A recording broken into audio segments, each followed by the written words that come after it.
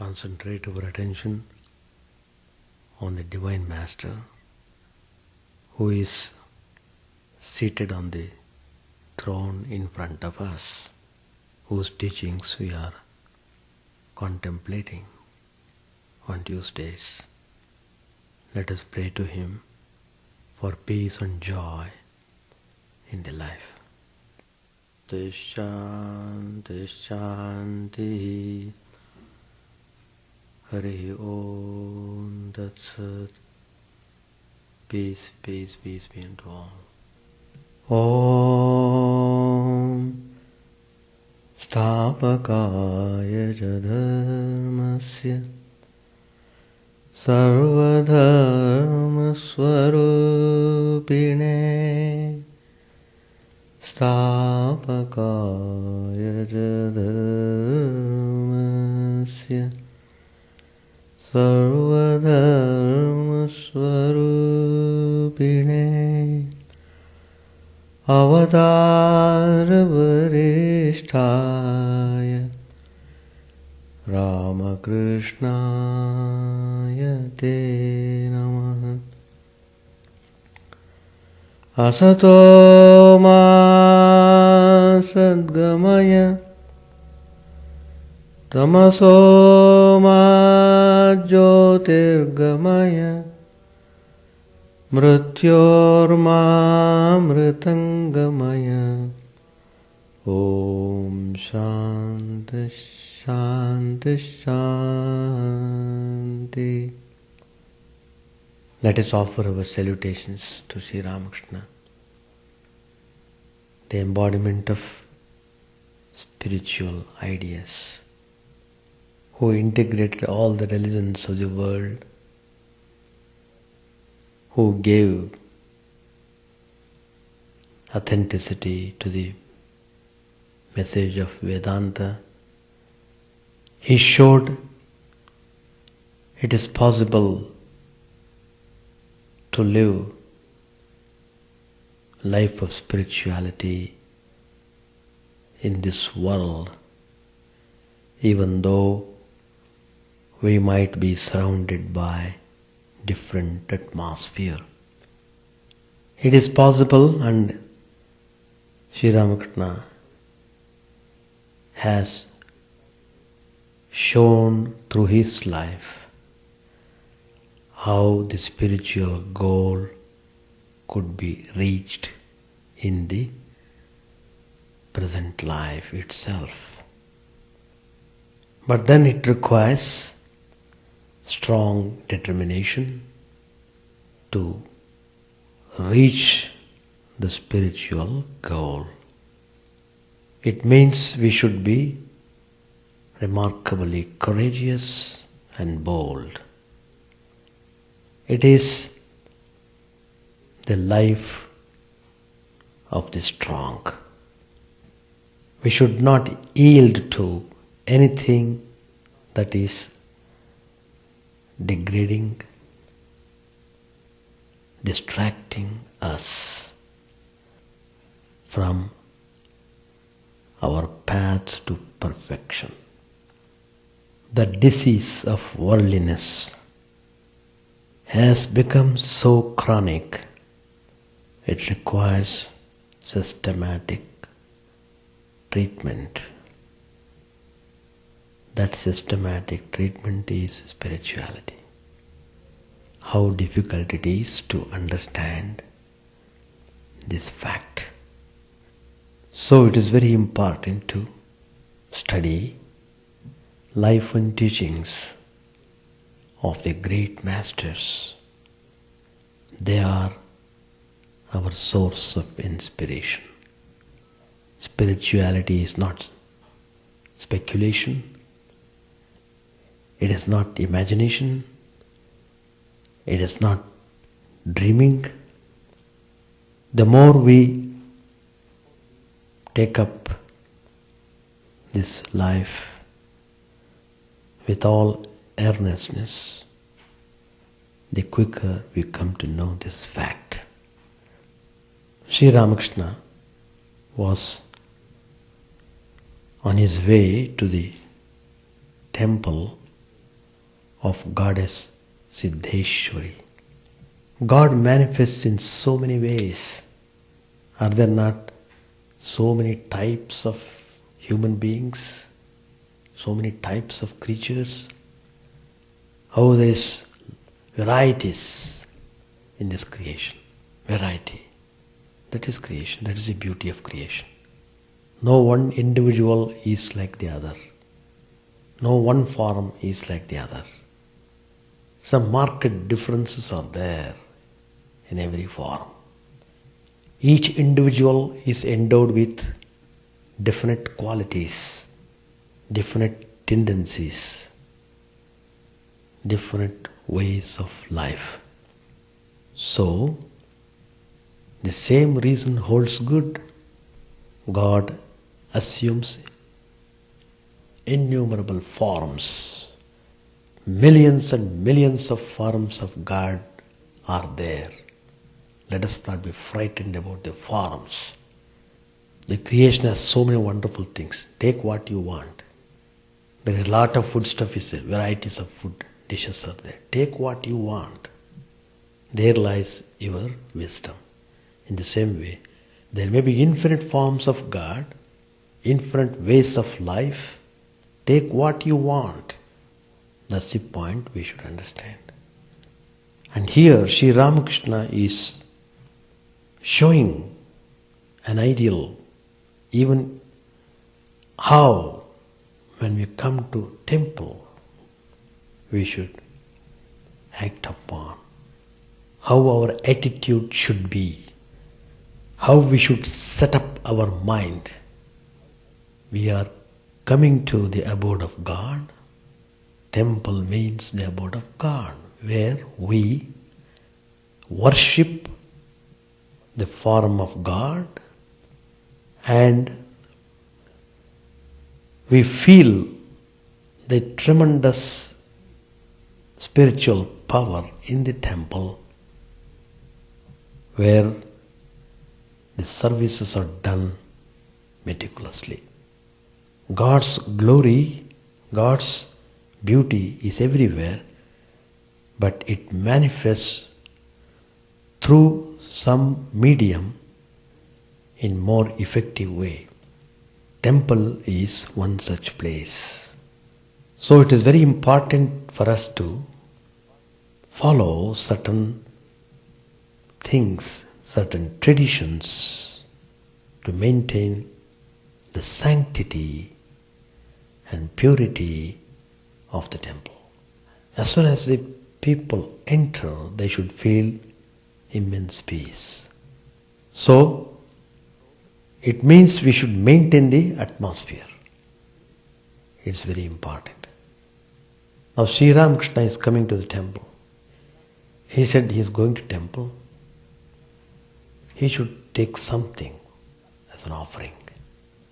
So, he purchased some sweets and fruits and came to the temple and offered them, and he prayed to the Mother Divine for the welfare of Rakal, one of his disciples, who was sick. So there is nothing wrong in praying God to cure diseases or to have something in the life. That's what Sri Krishna also says in the Gita. Artho, Jigyasu, Artharthi, Jnanicha, Bharatarshava. 4 types of people worship me. One is Artha, who is in distress. He wants some help. He prays. One who wants wealth, prosperity, he prays. Like that, there are categories. Now, when he came to the temple, he saw the priests and others playing cards in the temple premises. On seeing that, Sri Ramakrishna became very sad. What? To play cards in the temple, one should think of God. It is a place for thinking of God, not for anything else. For anything else, there are places. Suppose you want to drink, go to a bar and drink. Suppose you want to eat, go to a restaurant and eat.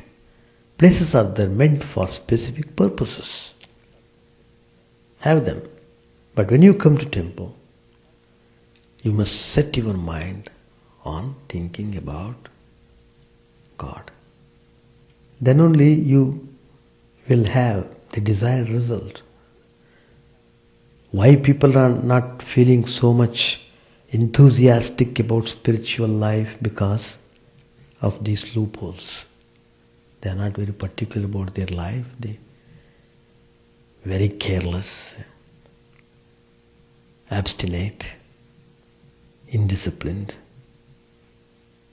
You don't want God. So why should God bother you? He also thinks, let me not bother him. As long as you feel you are too important for yourself, carry on. Stage will come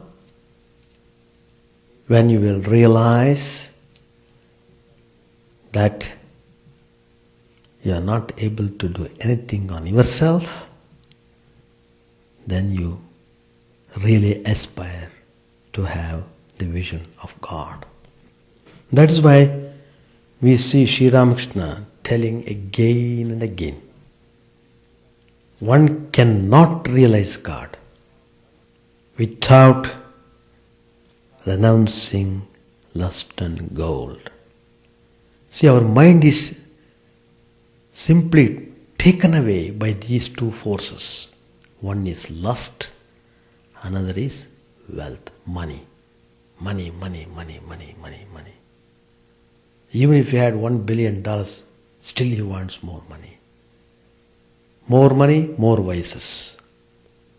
Anyway, that's the way how the world attracts, how the mind drags our mind forcefully into its own fold. It is just like a whirlpool. Suppose you are swimming in the river, if you are caught by a whirlpool unawares, you are simply drawn to the bottom of the river. Very hardly people escape from the whirlpool. Worldly things, worldly attractions, worldly pleasures, enticements are all like this whirlpool. They just destroy us completely. So Sri Ramakrishna is telling, don't be scared of renunciation. Don't be scared of taking medicine to cure the disease. The disease of worldliness can be cured only by the medicine of renunciation. I am in the world. People keep on telling that, as if we are not aware of it. True. Who is not in the world? Tell me. We are all in the world. Even Sri Ramakrishna was in this world. All incarnations were in this world. Lord Christ was in this world. Buddha was in this world. What does it matter? World is the stage. This is the place where we have to practice the values of life. This is the place where we have to conquer our lower self. This is the place where we have to destroy the lower propensities. So, that is why this renunciation is described by spiritual men as jnanam, means knowledge. When you become aware of the value of renunciation, then you have opened your eyes. Then you have got an awakening. So renunciation is synonymous with knowledge. Knowledge of the highest. Knowledge of the self. Knowledge of what you are. So, knowledge and renunciation are two sides of a coin. That is the real wealth that we should seek. not this worldly wealth which neither gives satisfaction nor gives happiness. So we have seen men of spirituality in the ancient times going to forest. Why? Why did they go to forest? To discover the truth. Retiring to the forest is a means to the end. Just as scientists, they retire to their laboratories to discover the laws of nature. They won't do it in their home. They leave everything, go to the laboratory. Scientists acquired the knowledge in their laboratories. The knowledge is meant for the world, not for the laboratory. You need to apply it in your day-to-day living so that you can make use of these scientific discoveries for your worldly happiness. Similarly, the knowledge of truth discovered in the forest by the sages, by the seers, is also meant for the world, not for the forest. It's a very important point you please try to note. Vedanta philosophy never teaches that renunciation is just retiring to the forest. No, Vedanta doesn't teach that way. Renunciation is nothing to do with your place, with your position or profession. It has absolutely nothing to do with that. Renunciation, what does it do? It simply refines you, places you on your vantage ground, puts you right on the top. It removes all your worries, all your miseries once and for all. It takes away all your anguish. It takes away all your anxieties. It makes you fearless. The moment you become fearless, free, you are really happy. There is a stern law of nature, of life. The whole thing is governed by law. Whether we know it or we may not know it. Whether we are aware of it or not aware of it. Much less follow it. If you cling to any material form, if you hold on to it, if you love it very dearly, if you are selfishly attached to it, you will find that without fail something terrible happens to it. You lose your object of your desire. Whereas if you are in a state of resignation, a state of abstraction, if you live a life of mental detachment, it's a mental attitude, you will find that material objects and worldly successes, they come and cling to you. You are not clinging on them. That's the law. That is, attach, you lose. Detach, you gain. If you do not find authorities to support it, it is nevertheless the inexorable law of nature. Observe it in your own surroundings. Learn it from your own experiences. Realize this truth from your personal knowledge. The way to gain anything is to lose it. The way to achieve anything is to give it up.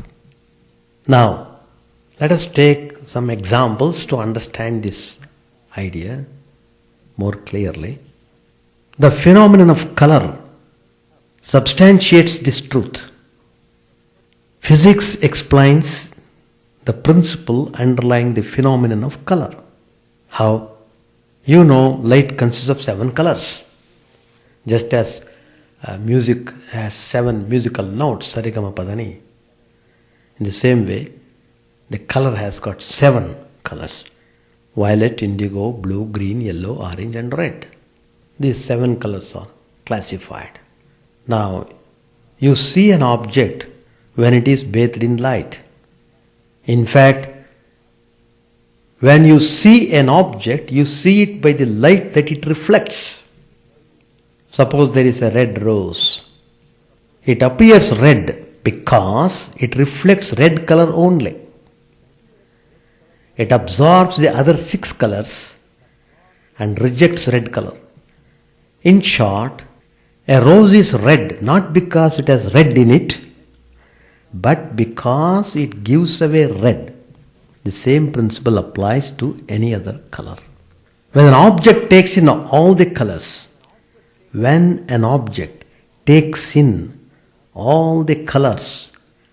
and releases none, then what happens? That object becomes black. Conversely, when an object gives away all the 7 colors and takes in none, then what happens? It appears white. These examples are very important for us to understand the meaning of renunciation. Then only you will appreciate the tremendous importance of practicing renunciation, however difficult it might be. I am not afraid of difficulties. Why should I be afraid?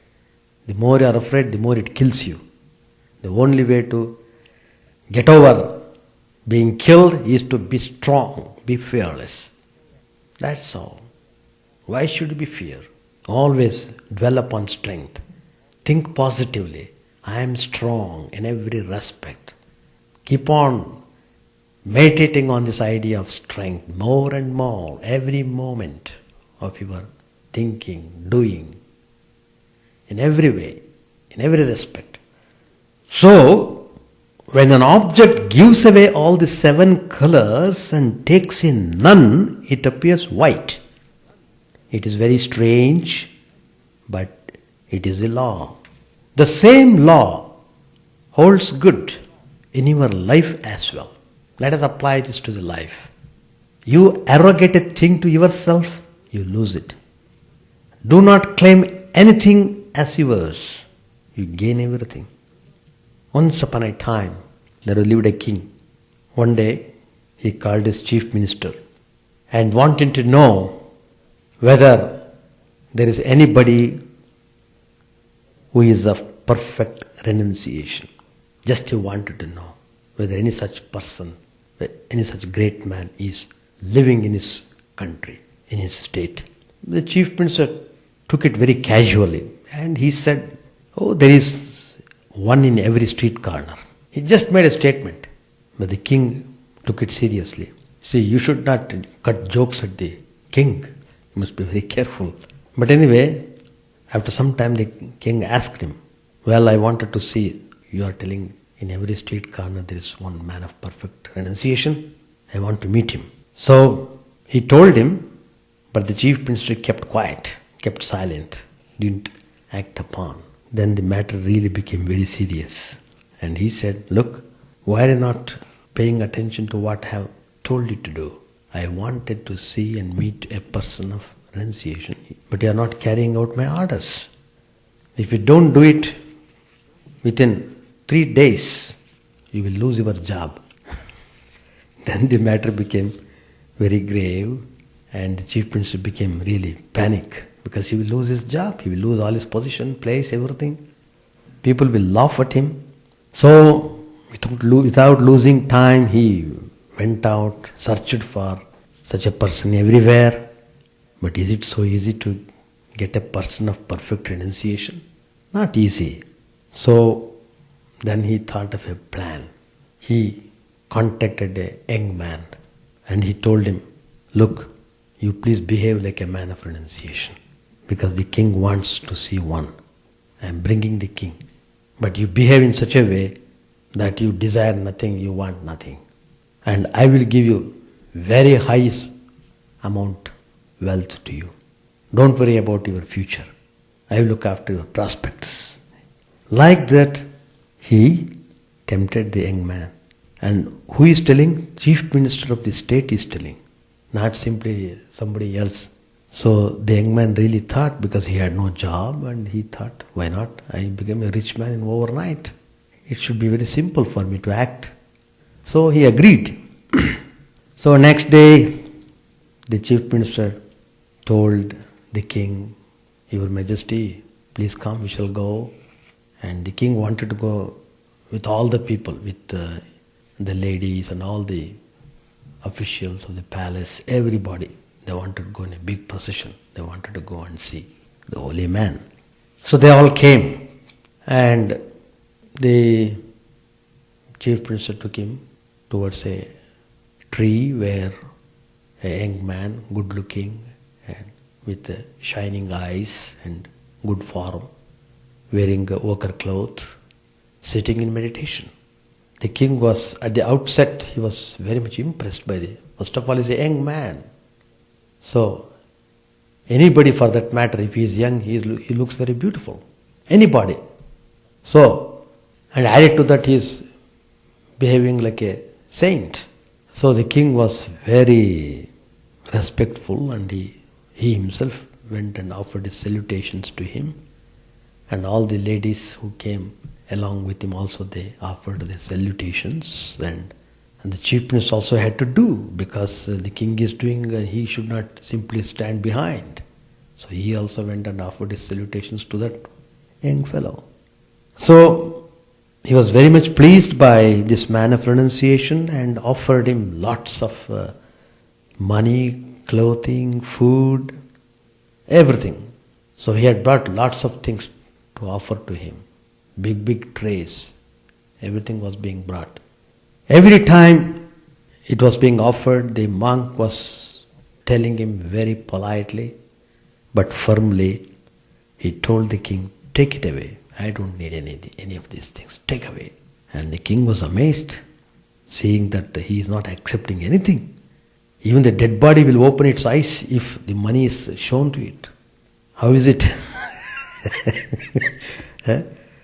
This man is not showing any inclination towards money, but he appreciated. He was very well satisfied. Well, in my state at least I have got this wonderful person of renunciation.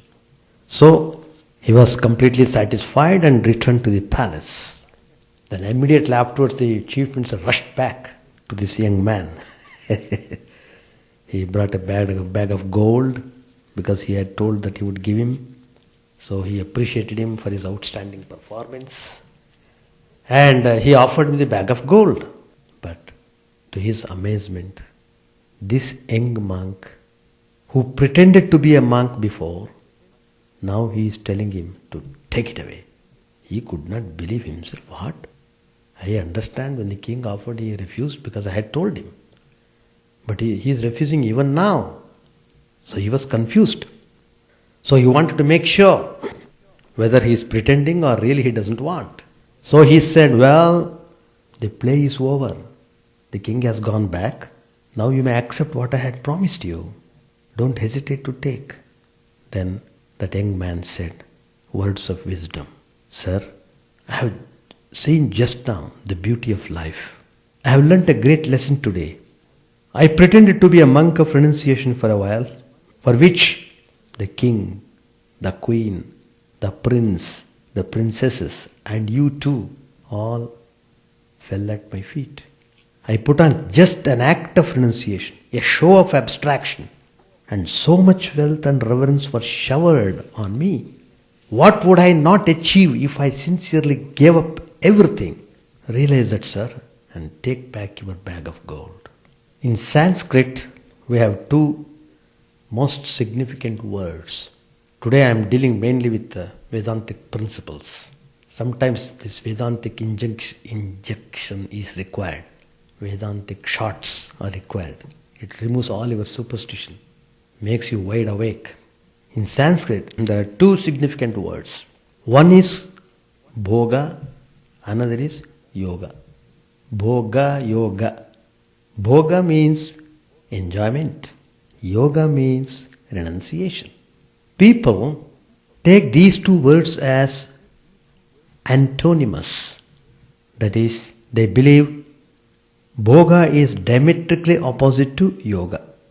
But Vedanta says in a different way. It says it is not so. If you study them carefully, you will find that bhoga or enjoyment is nothing other than yoga or renunciation. That is, they are synonymous. It may sound revolutionary, but that is a simple truth. That is, there can be no real enjoyment except in renunciation. Enjoyment aspect, if you want to have the real enjoyment, that you will get it in renunciation. There is a great artist, a poet, a philosopher. What does he do? He sacrifices his ego to his art, to his poetry, to his philosophy. He no longer entertains the idea, I am doing, I am writing, I am knowing, etc. His mind doesn't dwell that way. The moment he renounces the arrogating ego, he becomes the personification of real joy, real happiness, and real bliss. He becomes a source of inspiration. He turns into a spiritual man. The path to Supreme Self, the way to bliss or realization is crucifixion of the little self. There is a famous Shakespeare's Hamlet. You are all well aware of that. It's a wonderful movie filmed with famous actor Sir Lawrence Oliver. The play, Shakespeare's Hamlet, is a great tragedy. Every bit of it is very, very sad, most melancholic, but most magnificent. It was a splendid production. This movie, it drew millions of admirers all over the world. They enjoyed it thoroughly. Many saw it over and over again. There are people who have seen that at least 50 times. There was a charm about that picture which kept everybody spellbound. With all that, would anyone desire it? What makes the movie so attractive, so enjoyable? How does a sad picture make millions happy? The reason is simple. It is their detachment from the picture. It is their aloofness. It is because they are not mixed up or entangled or involved in it. That's the secret. When you look upon the picture as a witness, it's a source of enjoyment. When you get directly involved in it, it's a source of misery. So it is with the world. Keep your mind anchored in the divinity within and look at your household matters just as you look at the picture. Vedanta requires you to live in your homes, with your families, run your offices, with your associates, go about in this world with the rest of mankind, impersonally, as a witness, without getting attached to them, without getting entangled. When you look at the phenomena of this world from an impersonal standpoint as a witness, if you look at it objectively, it lends a charm. It is beautiful. It is wonderful.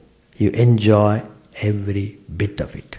But if you view it personally, if you lose your objectivity, if you get involved and entangled in it, you are becoming more and more miserable. You suffer because of that. That is the universal law. There were two friends, childhood friends. One day they wanted to go on a picnic because they had met after many years. Particularly the childhood friends, if they come, you feel so joyful. Well, these two friends, childhood friends, but the lives are different. One is a thorough businessman. The other one was a man of renunciation. So they were talking for a long time, and then they came across a river. They wanted to cross over. They wanted to go on the other side of the river. But it was very late in the evening. The boatman refused to ferry them across. And The area was infested with wild animals, so they had to cross the river even though it is late. They didn't want to stay on in that area because of the wild animals. They were scared of the animals. So what the businessman did was he offered the boatman double the price for crossing the river. The boatman became very happy, so he took them and they went to the other side of the river. They crossed the river. Now the businessman put a question to the monk friend. Now tell me, of what use is renunciation? If I had not the money today, both of us would have been devoured by wolves. Wild wolves are there. I feel you have done wrong in choosing this life of renunciation. The businessman thought he was the most wise man, and because the other man was his friend, so he dared to say like that. But the man of renunciation did not get excited over that. He did not become angry what you are showing disrespect to a monk. He didn't show any such reaction. Just he replied, my dear friend, it is true that your money helped us today, but reflect a little deeper. Was it retention or resignation that really saved our lives? The practice of renunciation or detachment seems unpalatable to you. It seems detestable. You complain that it stings you, but little do you realize that the sting of renunciation takes you to a higher state, to a greater bliss. Suppose you have fallen asleep. You have moved from your waking state to dream state. Now you are dreaming. In the dream you are in a prison. You found that life in the prison was highly miserable. So you just are struggling to get out of it. So you are trying to take the help of all the other prisoners. You even offered prayers to gods to release you from the prison. But still you are in the prison. You got frustrated. All this experience you are undergoing in the dream. Just at that time, when you are suffering intensely and feeling yourself most miserable, at that point of time, you are bitten by a snake. The sting is painful, very painful indeed. But because of that sting, you woke up. Instantly you are liberated from the thraldom of the dream. You are no longer in the prison. All your miseries and troubles have vanished. How all these things could happen? The dream snake did the trick. Dream snake did the trick. So it is with renunciation.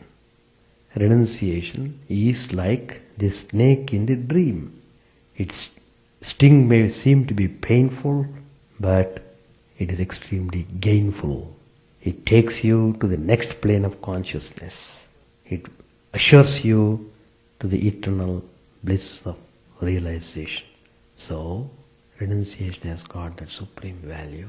As long as there is the trace of hankering after these worldly things is there in the mind, you cannot get the realization of God.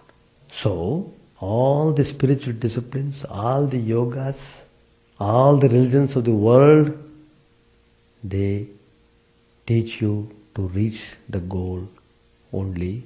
This Vedantic approach makes it more clear where we are, why we are here, why are we suffering, what is the cause of suffering, how to get out of this suffering. Questions and answers are both in our heart. Practice Vedanta, then you will get real peace, even though you are in this world, in this life. So with these words, I conclude my talk. I shall read some passage. Page 351. Master Maharshi asked a question to Sri Ramakrishna. What about the grace of God? Through his grace, a camel can pass through the eye of needle. Sri Ramakrishna answered, but is it possible to obtain God's grace just like that? A beggar may get a penny if he asks for it, but suppose he asks you right off for his train fare. How about that? Yam stood silent. The master too remained silent. Suddenly he said, yes, it is true. Through the grace of God, some may get both jnana and bhakti. Yam saluted the master and went back to the bell tree. At midday, finding that Yam had not yet returned, Sri Ramakrishna started toward the bell tree, but on reaching the Panchavati, he met Yam carrying his prayer carpet and water jug. Yam saluted the master. Sri Ramakrishna said to Yam, I was coming to look after you. I was coming to look for you. Because of your delay, I thought you might have scaled the wall and run away. I watched your eyes this morning and felt apprehensive lest you should go away like Narayan Shastri. Then I said to myself, no, he won't run away. He thinks a great deal before doing anything. The same night the master talked to M, Rakam, Latu, Harish and a few other devotees. Master said to M, some people give a metaphysical interpretation of the Vrindavan episode of Sri Krishna's life. What do you say about it? M said, there are various opinions. What if there are?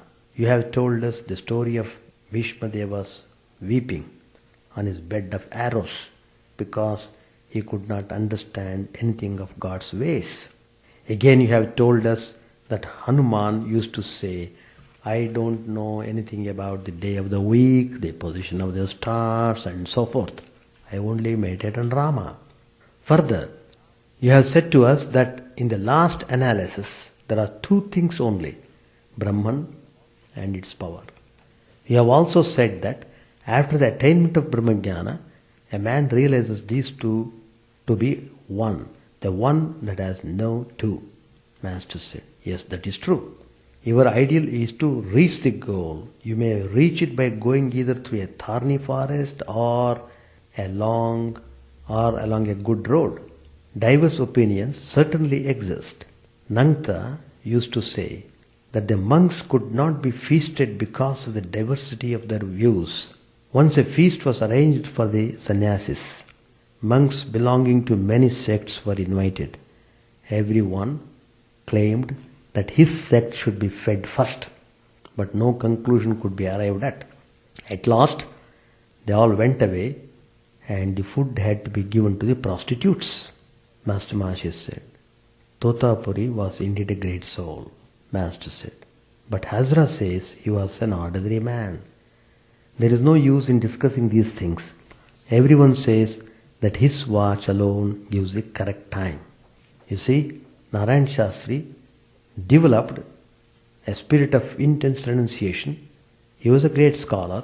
He gave up his wife and went away. A man attains yoga when he completely effaces lust and gold from his mind. With some, the characteristics of the yogi are well marked. I shall have to tell you something of the 6 centers. The mind of the yogi passes through these and he realizes God through his grace. Have you heard of the 6 centers? Yam said, these are the 7 planes of the Vedanta, Master. Not the Vedanta, but the Vedas. Do you know what the 6 centers are like? They are the lotuses in the subtle body. The yogis see them. They are like the fruits and leaves of a wax tree. Master Maharshi said, yes sir, the yogis can perceive them. I have read that there is a kind of glass through which a tiny object looks very big. Likewise, through yoga, one can see those subtle lotuses.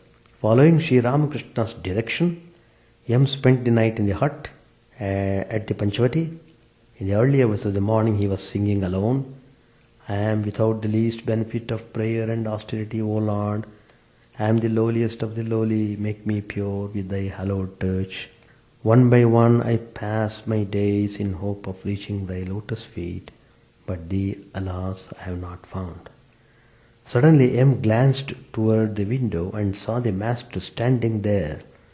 Sri Ramakrishna's eyes became heavy with tears as M sang the line, I am the lowliest of the lowly, make me pure with thy hallowed touch. M sang again, I shall put on the ochre robe and earrings made of conch shell, thus in the garb of a yogini, from place to place I shall wander till I have found my cruel Hari. M saw the master was walking with Rakha. We shall stop here and continue next Tuesday. If there are any questions, you are welcome to ask. About 5 minutes time. Do you have anything to ask? We have to understand the ideas clearly. Then only you will be inspired to practice them. No, he heard this song and Sri Ramakrishna was in a meditative mood because he heard the song by the Master M. Immediately his mind rose to the highest level of consciousness. In that mood he was just walking with Rakhal, that's all. There is no any meaning there. He is Swami Brahmanandaji here. The small photograph below, he is Rakhal. His previous name was Rakhal and he was one of the direct disciples of Sri Ramakrishna. On the back side you see all the photographs.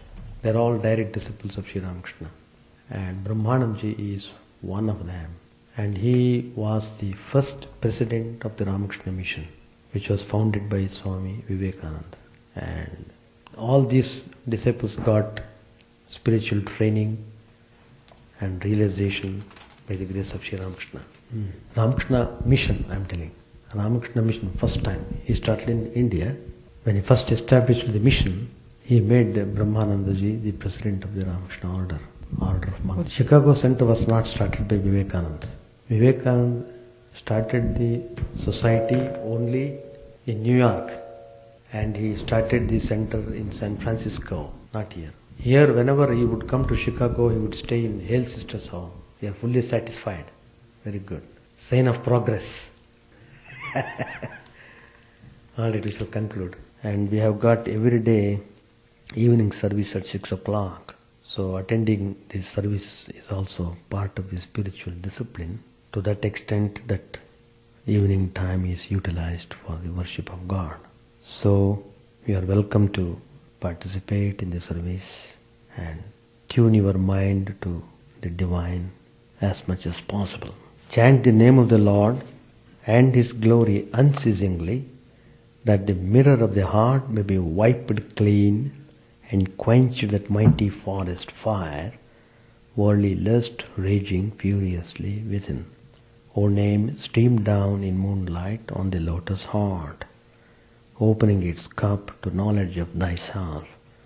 O self, drowned deep in the waves of His bliss, tasting His nectar at every step, bathing in His name, that bath for weary souls. Various are thy names, O Lord, in each and every name thy power resides.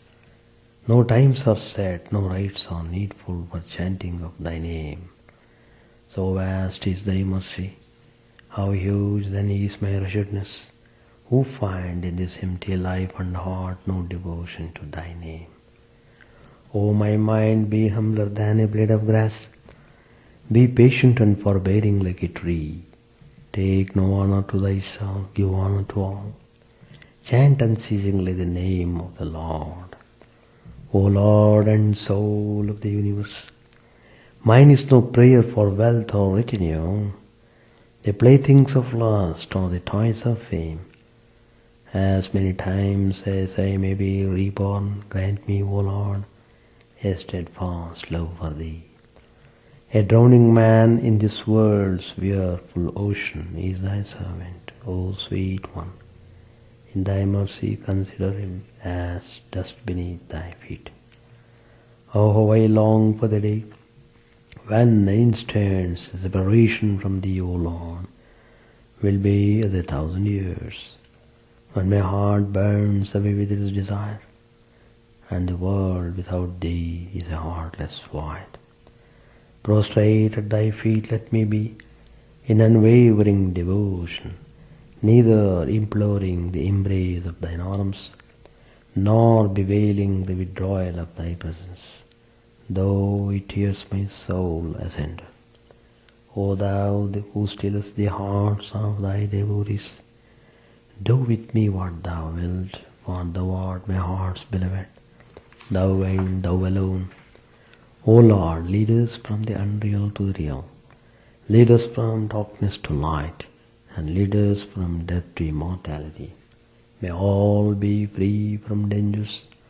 May all realize what is good. May all be actuated by noble thoughts. May all rejoice everywhere. May all be happy. May all be free from disease. May all realize what is good. May none be subject to misery. May the wicked become virtuous. May the virtuous attain tranquility. May the tranquil be free from bonds. May the freed make others free. May the good betide all people. May the sovereign righteously rule the earth. May all beings ever attain what is good. May the worlds be prosperous and happy. May the clouds pour rain in time. May the earth be blessed with crops. May all countries be freed from calamity. May holy men live without fear. May the Lord, the destroyer of sins, the presiding deity of all sacred works, be satisfied. For he being pleased, the whole universe becomes pleased. He being satisfied, the whole universe feels satisfied.